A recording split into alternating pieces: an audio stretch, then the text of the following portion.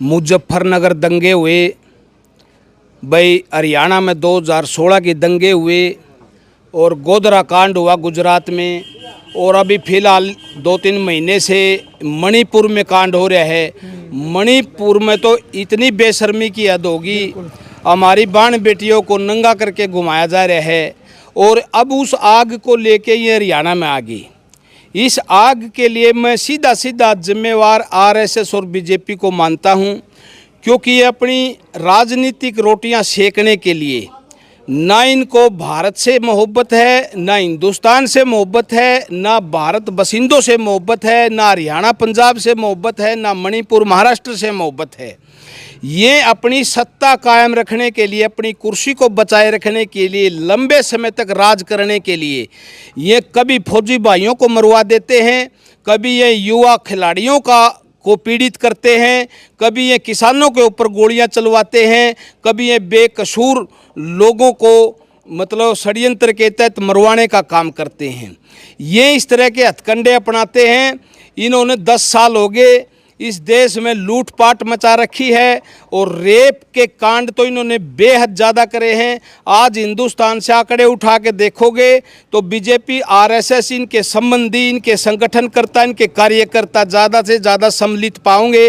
और यहाँ तक मैं तो ऑन कैमरा बोल रहा हूँ कि इनके रिश्तेदार, संगठनकर्ता, एमएलए, मंत्री, ये कम से कम भी 80% लोग शामिल हैं आज छेड़छाड़ और रेप के मामलों में। जगह जगह इनकी उजागर हो रही है। कभी बराड़ा का छोरा चंडीगढ़, कभी विजय वर्गीय का छोरा मध्य प्रदेश भोपाल में, कभी कुलदीप सेंगर जो सांसद है, कभी ब्रजभूषण जो सांसद एफआईए का प्रधान है। इनके कहीं भी नज़र मारो सारा ये मिलेंगे छेड़छाड़ रेप में। और जहाँ ये षड्यंत्र के तहत हत्याएँ हो रही हैं, इनमें तो सीधे सीधे 100% यही लोग शामिल हैं। ये 2024 का इलेक्शन आने वाला है, सिर के ऊपर खड़ा है, और इनकी एक मंशा है इस देश को तोड़ करके, इस देश की 36 जातियों में फूट डाल करके और धर्मवादी लड़ाई फैला करके, अराजकता और सांप्रदायिकता फैला करके अपना राज कायम करना चाहते हैं। मैं तो बल्कि इस देश के बसिंदों से प्रार्थना करता हूं, परमात्मा उनको सद्बुद्धि दे, और उन बौद्ध हों, चाहे जैन हों, चाहे मुस्लिम हों, चाहे ईसाई हों, चाहे हिंदू हों, चाहे वह जाट हों, चाहे गुज्जर हों, चाहे यादव हों, चाहे एससी भाई हों, चाहे बैकवर्ड भाई हों, सभी से प्रार्थना है सद्बुद्धि का और भाईचारे का परिचय दें, और आरएसएस और बीजेपी के षड्यंत्र में शामिल ना हो। ये जगह जगह आएंगे और ये कहेंगे आज हिंदुओं के ऊपर कटक तुल रहा है, हिंदुओं की बेइज्जती करी जा रही है, ये कराया जा रहा है, कौम के लिए उठो, लड़ाई करो, तुम्हें उकसाएंगे, तुम्हें एक्साइट करेंगे। इनका एक लेटेंट प्रोपेगेंडा है जिसको गुप्त षड्यंत्र बोल सकते हैं।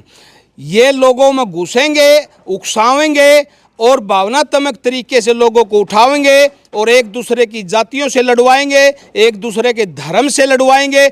मैं तो प्रार्थना करता हूँ इस देश की जनता से, कुछ नकली हिंदू, कुछ आरएसएस वाले, कुछ बीजेपी वाले आपको हिंदू की भावना, हिंदू शब्द से भावनात्मक में घेरेंगे, लेकिन वो हिंदू नहीं हैं, वो नकली हिंदू हैं, वो फर्जी हिंदू हैं, वो दिखावटी हिंदू हैं, वे आरएसएस और बीजेपी के हिंदू हैं, वो देश के हिंदू नहीं हैं। लेकिन हिंदू क्या है? हिंदू उसे कहते हैं जो लोग विधि पूर्वक जो नियम है प्रकृति के, उनको अपना करके अपने बच्चों का पेट भरण करता है, और अपने क्षेत्र, अपने देश का मान सम्मान करने के लिए तत्पर रहता है, और एक दूसरे की जातियों का सम्मान करता है, एक दूसरे धर्म को सम्मानित करता है, और एक दूसरे धर्म को नीचा नहीं दिखाता। क्योंकि इस दुनिया में जितने भी धर्म हैं सब ऊंचे हैं, सभी धर्म सम्मानित हैं, सभी धर्मों की इज्जत है।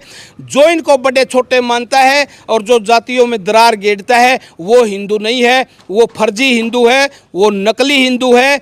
इस तरह के हिंदुओं से बचना है। जो भी इस देश में असली हिंदू बसते हैं या दूसरे धर्मों के भाई बसते हैं, उन सब से अपील है उन फर्जी हिंदुओं के चक्कर में ना पड़ें, और इस देश को, इस क्षेत्र को, इस हिंदुस्तान को बचा कर रखें। जब हमारी 36 जातियां, 36 की 36 कौम बचेंगी तो हमारा देश बचेगा, और हमारा देश बचेगा तो दुनिया में नाम होगा। और आजकल जिस तरह बीजेपी, आरएसएस हमारे देश की पूरी दुनिया में जहाँ शर्मिंदगी हमें उठानी पड़ती है, 36 जात को उठानी पड़ती है, वो चक्कर में घेर के इस तरह के हथकंडे अपना के वो राज ले लेते हैं और फिर 5 साल इस भारत की, इस हिंदुस्तान की जनता को 5 साल के लिए पछताना पड़ता है। तो लोगों पछताने की जगह अब की बार अपनी बुद्धि का प्रयोग करना है और इन षड्यंत्रकारियों के चक्कर में, इनके जाल में बिल्कुल नहीं पड़ना है।